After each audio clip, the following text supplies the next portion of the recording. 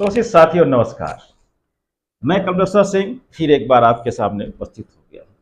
साथियों, आज अपनी मर्जी से नहीं, आज आपके ही बीच के संविदा साथी की मर्जी से मैं आपके सामने उपस्थित हुआ। कल एक घटना हुई, कल सारा दिन उसी में लोग लगे रहे। परसों 7 जुलाई 2022 को एक आदेश निकलता है। वो आदेश किस विभाग का है हम आपको बता रहे हैं। नगरीय विकास एवं आवास विभाग, मंत्रालय, भोपाल, मध्य प्रदेश शासन, जिसके तहत 5 जून 2018 की नीति में जो संविदा कर्मचारियों को 90% दिया जाना था, उसके विपरीत आदेश निकाल दिया गया है। वो आदेश आपको मिल चुका होगा, और यदि नहीं मिला है तो आप मेरे टेलीग्राम ग्रुप में आइए। न्यूज RTI के नाम से टेलीग्राम है, वहां पे ज्वाइन करिए। वहां पे बहुत कुछ आपको मिल सकता है, और जो वहां नहीं मिल सकता आप सीधे मुझसे फोन कॉल पर बात करके आप मुझसे ले सकते हैं। तो साथियों, आज जो उप सचिव महोदय ने जो आदेश निकाला है और जो उस पर लिखा है, उनके जो लिखने की भाषा परिभाषा का उपयोग किया है और जितने पॉइंटों का प्रयोग उनने किया है, तो क्या वो सही ढंग से उसकी व्याख्या किए हैं? यदि किए हैं तो बाकी और जो पॉइंट हैं 5 जून 2018 की नीति में, तो उनकी व्याख्या उनने इसमें क्यों नहीं की?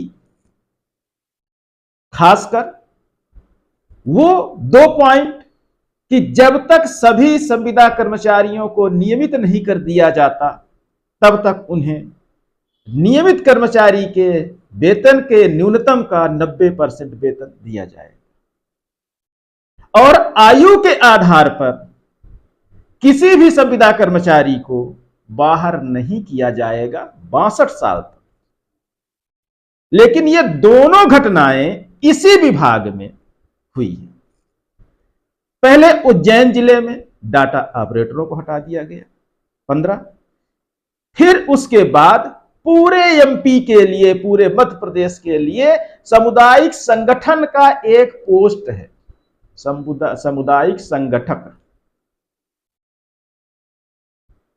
उसको लेके उनने पूरे मध्य प्रदेश के लिए आदेश निकाल दिया कि ये पद जो है ये सेटअप के अनुरूप नहीं है, और साथ में ये पदों को 90% नहीं दिया जा सकता। उसके 2 कारण उनने बताया। पहला ये कि ये सेटअप में नहीं है, दूसरा ये आप राज्य शासन के कर्मचारी नहीं। साथियों, आज इसी बात पे चर्चा करेंगे हम, लेकिन आपके हाथ में 5 जून 2018 की नीति और ये नगरीय प्रशासन और आवास विभाग का आदेश आपके हाथ में यदि रहेगा तो आप समझ पाएंगे, अन्यथा थोड़ा सा मुश्किल हो सकती है। तो चलिए हम चलते हैं अपनी इस चर्चा पे और उनके उप सचिव महोदय के आदेश के लेख। तो पहले आज हम आपको जानकारी जो देने जा रहे हैं, सामान्य तौर पे देने जा रहे हैं। हम आपको एक एक पॉइंट बताएंगे, क्योंकि वीडियो बहुत लंबी हो जाती है। एक ही वीडियो में सब कुछ बता पाना संभव नहीं है। साथ ही आप भी जानते हैं, आप लोग भी नहीं देख पाते हो, 2, 4, 5 मिनट तक आप जाते हो, उसके बाद आप बंद कर देते हो। तो हमारा कहना यह है कि छोटी छोटी चीजें लेके हम सब चीज आगे आने वाले वीडियो में देते रहेंगे। पूरा एक प्लेलिस्ट बना देंगे, आप पूरा उसको देख कंप्लीट करके अपना पूरा आप देख लेना।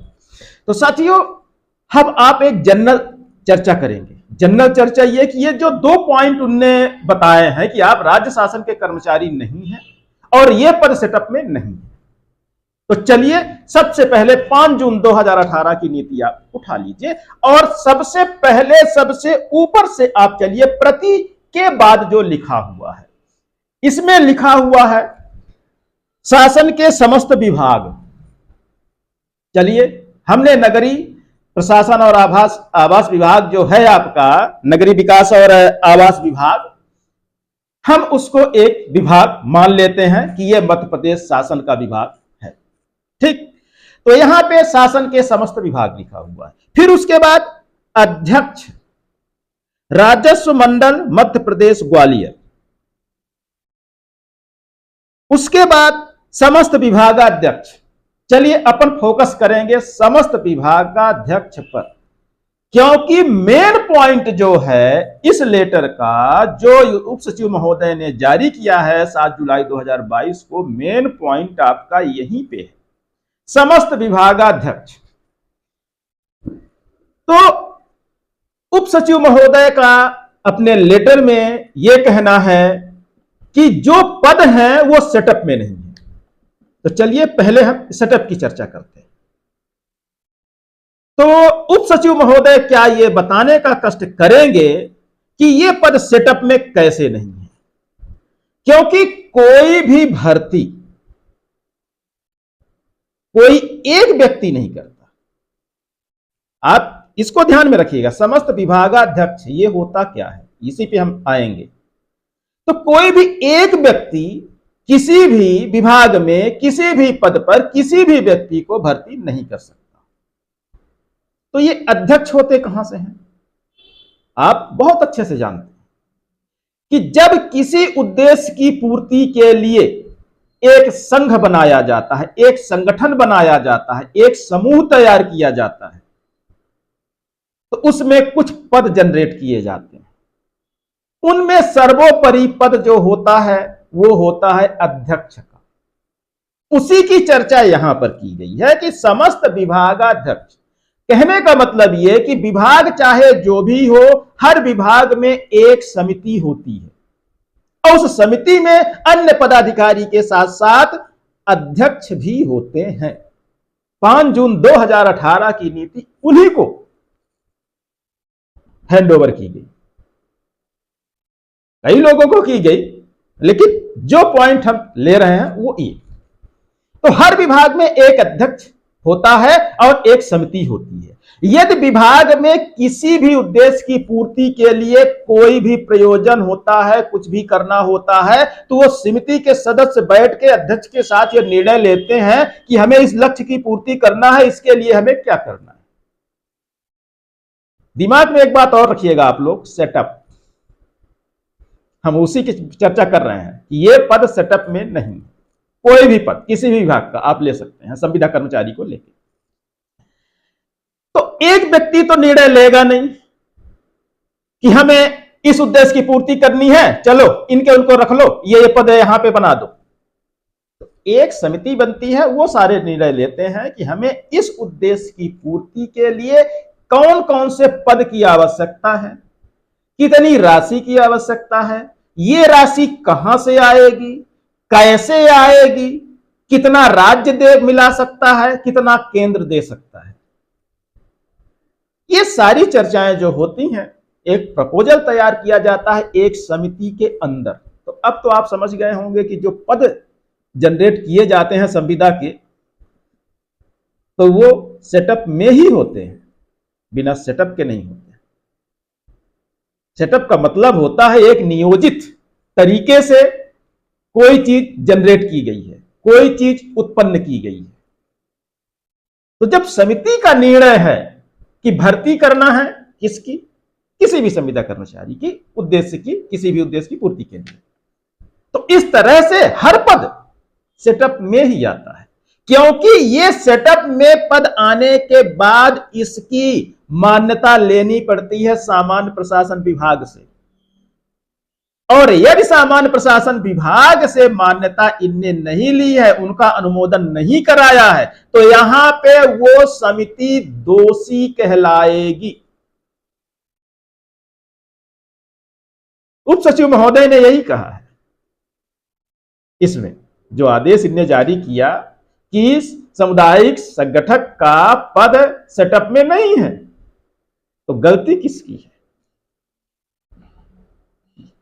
हालांकि सामान्य प्रशासन विभाग ने 5 जून 2018 की नीति के एक खंड में यह भी लिखा है एक जगह पे कि यदि कोई पद सेटअप में नहीं है तो आप उसको सेटअप में लीजिए और सामान्य प्रशासन विभाग से उसका अनुमोदन कर लीजिए। अनुमोदन कराने के बाद आप सारी प्रक्रिया, भर्ती प्रक्रिया आप कर सकते हैं। यदि अनुमोदन नहीं लिया है तो यह विभाग की उस समिति की गलती है, और यदि अनुमोदन कराया है सामान्य विभाग से तो वो पद सेटअप में है। चलिए, सेटअप की समस्या तो खत्म। अब कहते हैं कि आप राज्य शासन के कर्मचारी नहीं हैं, और राज्य शासन ने ये जो नीति 5 जून 2018 की नीति बनाई है, ये सिर्फ उन कर्मचारियों के लिए बनाई है जो राज्य शासन के तहत निहित हैं, जो राज्य शासन के कर्मचारी कहलाते हैं। तो यहां पे हम आपको सिर्फ एक उदाहरण और देना चाहेंगे, लेकिन उसके पहले हम ये बताना चाहेंगे कि ये पद जब भर्ती किया गया था तो भर्ती नियमावली किसकी अपनाई गई थी, राज्य शासन की या केंद्र शासन की?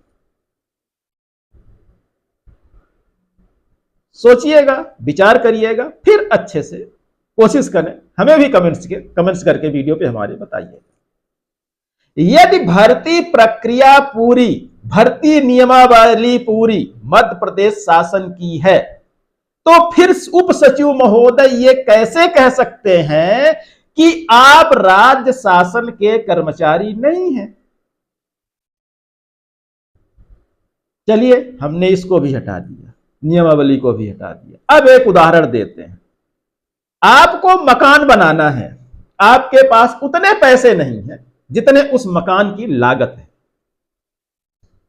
तो पैसे अब कहां से आएंगे?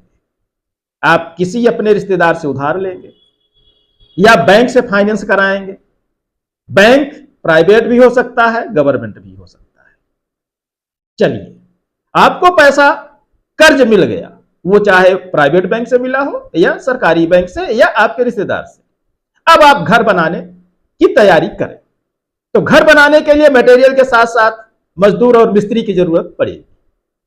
आप समझने की कोशिश करिएगा, यहां मजदूर और मिस्त्री हमारे संविदा कर्मचारी कहलाएंगे, और जो कर्ज लिया गया है वो हमारा केंद्र सरकार का बजट कहलाएगा, जो कि राज्य को प्रोवाइड करा रहा है उस लक्ष्य की पूर्ति के लिए जिसको अपने को, जिस समस्या को जड़ से खत्म करना है अपने समाज से, सामाजिक व्यवस्था से। उस लक्ष्य की पूर्ति के लिए जो पैसा केंद्र से आ रहा है वो कर्ज कहलाएगा। आप कर्ज मान के चलिए। अब इनने कर्ज लिया है कि अनुदान लिया है ये हम नहीं कह सकते, लेकिन वो कर्ज कहलाएगा। अब मजदूर जो है, मिस्त्री जो है, वो आप खुद हैं कर्मचारी, जो संविदा कर्मचारी के रूप में आए हैं उस लक्ष्य की पूर्ति के लिए, यानी मकान को पूरा बनाने के लिए।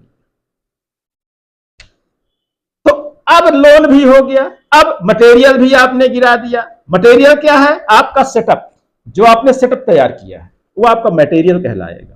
आपने जो ऑफिस बनाया है, आपने जो ऑफिस में सामान सामग्री, उस लक्ष्य को प्राप्त करने के लिए जो सामग्री, कागज, पेन, टेबल, कुर्सी, कंप्यूटर, लैपटॉप, टैबलेट, जो भी आपने उपलब्ध कराए वो आपका मटेरियल होगा। उसी पैसे से आएगा, कर्ज से ही आएगा या तो आपके पास जो रहा होगा पहले से उससे आएगा। मतलब दोनों पैसे मिला के, कुछ पैसा आपका, कुछ पैसा कर्ज का, यानी कुछ पैसा राज्य का और कुछ पैसा आपका केंद्र सरकार का, जो अनुदान के रूप में मिला, कर्ज के रूप में मिला। अब पूरा सेटअप तैयार हो गया है आपका मकान बनाने का। मजदूर आए, मजदूरों ने दिन भर काम किया। अब शाम को मजदूरी देने की बात आई, हालांकि रोज शाम को नहीं देते हैं, मैं समझाने की कोशिश कर रहा हूं। तो शाम को मजदूरी देने की बारी जब आई तो मालिक जेब से पैसे अपने निकाले या अलमारी से निकाले, जहां भी रखे हैं, आप समझदार हैं समझते रहिएगा, जहां से भी निकाला दिया और मजदूरी हर मजदूर को बांटा, मिस्त्री को दिया, वो लोग चले गए। अब रास्ते में कोई मिला तो पूछा, भैया कहां गए थे? मजदूर और मिस्त्रियों से पूछ रहे हैं, आप कहां गए थे? अरे फलाने व्यक्ति के यहां मकान बन रहा था, उनके घर काम करने गए थे, मजदूरी करने गए थे।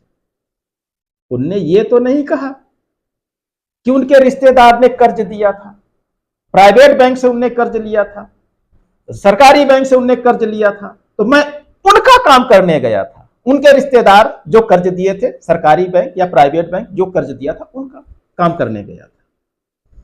ये तो नहीं कहा उसने। क्यों नहीं कहा? क्योंकि उसको जो मजदूरी मिली है वो किसके हाथ से मिली है? उस मकान मालिक के, निर्माता के हाथ से मिली है। वो अपना मालिक उस निर्माता को जानता है जो मकान बनवा रहा है। पैसा कहां से आया है उसे नहीं पता, ना उसको ये जानने की जरूरत ही है। और वो किसके कहने पे काम कर रहा है? अपने मकान मालिक के। वो उस बैंक के काम कहने पे काम नहीं कर रहा है, ना उस रिश्तेदार के जिसने कर्ज दिया है उसके कहने पे काम कर रहा है। तो अब यहां हमें उप सचिव महोदय जी समझाने की यदि कोशिश कर सकते हैं तो जरूर करेंगे, जरूर करिएगा। यह वीडियो वहां तक उनके पास तक पहुंचा दीजिए तो बहुत बहुत आप लोगों का धन्यवाद होगा। मैं उनसे भी सवाल कर रहा हूं, वो भी मुझे जवाब दें, हम उनसे जवाब जानना चाहेंगे। हालांकि अभी एक आरटीआई भी मैं उनके पास भेजूंगा कि जो केंद्र सरकार से और राज्य सरकार से आपको अनुदान मिलता है, विभाग को अनुदान मिलता है, तो उसकी एक गाइडलाइन भी मिलती है खर्च करने की। वो पैसा आप कहां कहां और कैसे और कितना खर्च कर सकते हैं उसकी गाइडलाइन बाकायदा तैयार की जाती है, उसके बाद ही पैसा प्रोवाइड कराया जाता है विभागों को। तो उसकी आरटीआई भी मैं लगा रहा हूं। तो अब यहां पे उप सचिव महोदय जी क्या हमें समझाने की कोशिश करेंगे कि वो पैसा और वो कर्मचारी का रिलेशन क्या है।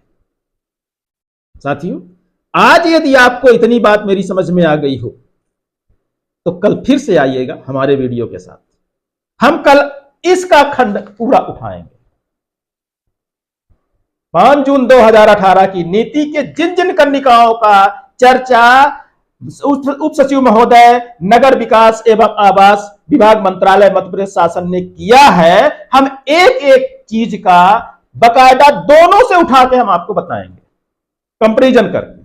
आप कल फिर से उपस्थित होइए हमारे साथ। साथियों, तब तक के लेते हैं विदा, और आप समझते रहिए कि आप केंद्र सरकार के कर्मचारी हैं या राज्य सरकार के, और कमेंट्स करके हमें आप जरूर बताइए। राज्य के हैं तो राज्य लिखिए और केंद्र के हैं तो केंद्र लिखिए। जल्दी से फटाफट वीडियो को शेयर जरूर कर दीजिए, और नए हैं तो लाइक शेयर करना नहीं भूलिए, और नए हैं तो आप सब्सक्राइब जरूर करिएगा इस वीडियो को। साथियों, इसी उम्मीद के साथ कि आप फिर हमारे साथ उपस्थित होंगे।